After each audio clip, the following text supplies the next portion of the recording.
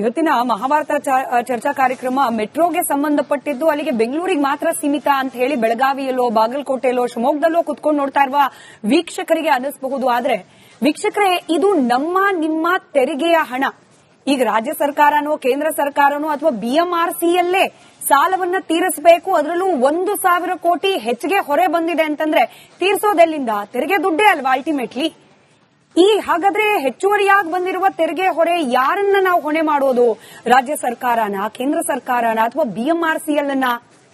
ಈ ರೀತಿ ಕೇವಲ ಮೆಟ್ರೋ ಪ್ರಾಜೆಕ್ಟ್ ನಲ್ಲಿ ಮಾತ್ರ ಅಲ್ಲ.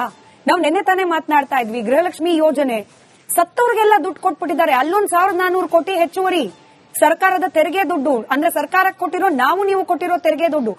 ಎಲ್ಲಾ ಯೋಜನೆಗಳಲ್ಲೂ ಕೂಡ ಹಣ ಪೋಲಾಗ್ತಾ ಇರೋ ಸಂದರ್ಭದಲ್ಲಿ ಅಭಿವೃದ್ಧಿ ಮಾಡಿ ಅಂತ ಹೇಳಿ ನಾವು ಕೇಳಿದ್ರು ಕೂಡ ರಾಜ್ಯ ಕೇಂದ್ರ ಸರ್ಕಾರಗಳು ಎಲ್ಲಿಂದ ಮಾಡ್ತವೆ? ದುಡ್ಡು ಬೇಕಲ್ಲ, ಮತ್ತೆ ಸಾಲ, ಮತ್ತೆ ಬಡ್ಡಿ. ಹಾಗಾಗಿ ಇವತ್ತಿನ ವಿಚಾರ ಬೆಂಗಳೂರಿನ ಮೆಟ್ರೋಗೆ ಸಂಬಂಧಪಟ್ಟಿದ್ದು ಅಂತ ಅನ್ಸಿದ್ರು ಕೂಡ ಇದು ಇಡೀ ರಾಜ್ಯದ ಜನರಿಗೆ ಸಂಬಂಧಪಟ್ಟಿದ್ದು. ಯಾಕಂದ್ರೆ ಮತ್ತೊಮ್ಮೆ ಹೇಳ್ತಿದ್ದೀನಿ, ನಮ್ಮ ನಿಮ್ಮ ತೆರಿಗೆ ಹಣಕ್ಕೆ ಸಂಬಂಧಪಟ್ಟಿದ್ದು. ಹೀಗಾಗಿ ಮಹಾಭಾರತ ಚರ್ಚಾ ಕಾರ್ಯಕ್ರಮದ ಜನಾಭಿಪ್ರಾಯ ವೇದಿಕೆ ನಿಮಗಾಗಿ ಮುಕ್ತವಿದೆ. ಈ ಹೆಚ್ಚುವರಿ 1 ಕೋಟಿಯ ಹೊರೆ ಇದೆಯಲ್ಲ, ಇದನ್ನ ಯಾರು ಹೊರಬೇಕು? ರಾಜ್ಯ ಸರ್ಕಾರನ, ಕೇಂದ್ರ ಸರ್ಕಾರನ ಅಥವಾ ಬಿಎಂಆರ್ಸಿಎಲ್ನ? ಇದ್ರ ಬಗ್ಗೆ ನಿಮ್ಮ ಅಭಿಪ್ರಾಯವನ್ನ ಸ್ಕ್ರೀನ್ನ ಕೆಳಭಾಗದಲ್ಲಿ ಕಾಣಿಸ್ತಾ ಇರುವ ದೂರವಾಣಿ ಸಂಖ್ಯೆಗಳಿಗೆ ಕರೆ ಮಾಡಿ ನಮ್ಮ ಜೊತೆಯಲ್ಲಿ ಹಂಚಿಕೊಳ್ಳಬಹುದು. ಅಥವಾ ವಾಟ್ಸ್ಆಪ್, ಸೋಷಿಯಲ್ ಮೀಡಿಯಾದ ಎಕ್ಸ್ ಖಾತೆ ಮೂಲಕವೂ ಕೂಡ ನೀವು ಚರ್ಚೆಯಲ್ಲಿ ಭಾಗಿಯಾಗಬಹುದು. ನಿಮ್ಮ ಪಾಲ್ಗೊಳ್ಳುವಿಕೆಯ ನಿರೀಕ್ಷೆಯೊಂದಿಗೆ ಚರ್ಚೆಯನ್ನ ಪ್ರಾರಂಭ ಮಾಡ್ತಾ ಇದ್ದೀನಿ. ಚರ್ಚೆಯಲ್ಲಿ ಆರ್ಥಿಕ ತಜ್ಞರಾದ ಕೇಶವ್ ಅವರು ಜಾಯಿನ್ ಆಗಿದ್ದಾರೆ ಹೊರಗಿನಿಂದ. ನಮಸ್ಕಾರ ಸರ್, ಕಾರ್ಯಕ್ರಮಕ್ಕೆ ಸ್ವಾಗತ. ಹಾಗೆ ನಮ್ಮ ಜೊತೆಯಲ್ಲಿ ಮೆಟ್ರೋ ಪ್ರಯಾಣಿಕರ ಸಂಘದ ಸಹ ಸಂಚಾಲಕರಾದ ರಾಜೇಶ್ ಭಟ್ ಇದ್ದಾರೆ.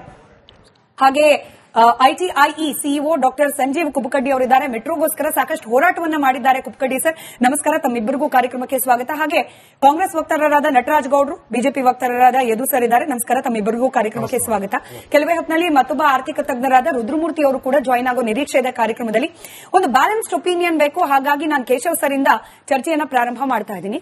ಸರ್, ಮಧ್ಯಪ್ರಾಚ್ಯ ಯುದ್ಧದ ಪರಿಣಾಮವಾಗಿ ರೂಪಾಯಿ ಮೌಲ್ಯ ಕುಸಿದು ಹೋಯಿತು ಡಾಲರ್ನ ಮುಂದೆ.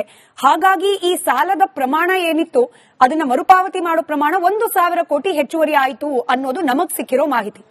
ನಾವ್ ಯಾವಾಗ ರೂಪಾಯಿ ಮೌಲ್ಯ ಕುಸಿತು ಡಾಲರ್ ಮುಂದೆ ಅಂದ ತಕ್ಷಣ ಕಾಂಗ್ರೆಸ್ಸಿಗರು ಸಹಜವಾಗಿನೇ ಮೋದಿನ್ ಬ್ಲೇಮ್ ಮಾಡ್ತಾರೆ. ಕೇಂದ್ರ ಸರ್ಕಾರದ ಯುದ್ಧದ ನೀತಿಯ ವೈಫಲ್ಯ ಇದು, ಹಾಗಾಗೇನೆ ಅದು ಮೆಟ್ರೋ ದರದ ಮೇಲೂ ಕೂಡ ಪರಿಣಾಮ ಬೀರ್ತಾ ಇದೆ ಅನ್ನೋ ವಿಶ್ಲೇಷಣೆ ಬಂದ್ಬಿಡುತ್ತೆ.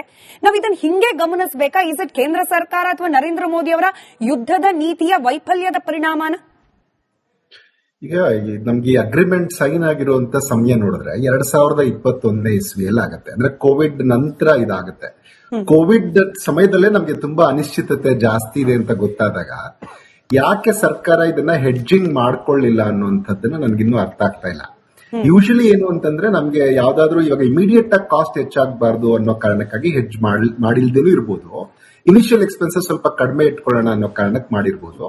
ಇಲ್ಲ ಕರೆಂಟ್ ಇದು ಸಿಎಜಿ ರಿಪೋರ್ಟ್ ಅಲ್ಲಿ ಒಂದ್ ವೇಳೆ ಹೆಚ್ಚು ಕಮ್ಮಿ ಆದ್ರೆ ನಮ್ದು ಇದ್ರದ್ದು ಬರುತ್ತೆ ಅನ್ನೋಂಥದ್ದು ಇರ್ಬೋದು. ಆದ್ರೆ ನೋಡಿ ಎಷ್ಟು ತೊಂದರೆ ಆಗತ್ತೆ ಅಂದ್ರೆ ಇವಾಗ ಬದುಕಲ್ಲಿ ಏನಾಗಿದೆ ಅಂದ್ರೆ ತುಂಬಾ ಅನ್ಸರ್ಟನಿಟಿ ಇದೆ. ಕೋವಿಡ್ ನಂತರ ಅಂತೂ ಜಾಸ್ತಿ ಆಗಿದೆ. ಅದು ಅವಾಗ್ಲೂ ಗೊತ್ತಾಗ್ತಾ ಇತ್ತು, ಇನ್ನೊಂದ್ ವೇವ್ ಬರುತ್ತಂತೆ ಅನ್ನುವಂತ ಮಾತುಕತೆಗಳೇ ನಡೀತಾ ಇತ್ತು. ಬೇರೆ ದೇಶಗಳಲ್ಲಿ ಇಷ್ಟಿದೆ ಅಷ್ಟಿದೆ ಅನ್ನುವಂಥದ್ದು ಇತ್ತು. ಸೊ ಅಂತ ಸಂದರ್ಭದಲ್ಲಿ ಇದನ್ನ ಮಾಡುವಾಗ ಇವ್ರೊಂದ್ ವೇಳೆ ಹೆಡ್ಜ್ ಮಾಡಿದ್ರೆ ಅವಾಗ ನಮ್ಗೆ ಇಷ್ಟು ಮಟ್ಟಿಗೆ ರಿಸ್ಕ್ ಇರ್ತಿರ್ಲಿಲ್ಲ. ನಾನು ಪ್ರೇಕ್ಷಕರ ದೃಷ್ಟಿಯಿಂದ ಹೆಡ್ಜಿಂಗ್ ಅಂದ್ರೆ ಏನು ಅನ್ನೋದನ್ನ ಹೇಳಬೇಕು ಅಂತಂದ್ರೆ, ಇವತ್ತಿನ ದಿನ $75 ರೂಪಾಯಿ ಇತ್ತು $1 ಅನ್ನುವಾಗ ಈ ಅಗ್ರಿಮೆಂಟ್ ನಡೆಯುತ್ತೆ. ಈ ಅಗ್ರಿಮೆಂಟ್ ನಡೆಯುವಾಗ ಇವ್ರು ಏನ್ ಮಾಡಿರ್ಬೋದಾಗಿತ್ತು, ಅದನ್ನ ಹೆಡ್ಜ್ ಮಾಡಿದ್ರೆ 76-77 ರೂಪಾಯಿಯಲ್ಲಿ ಇದನ್ನ ಫೈನಲ್ ಮಾಡ್ಕೋಬಹುದಾಗಿತ್ತು. ಲಾಕ್ ಮಾಡಬಹುದಾಗಿತ್ತು.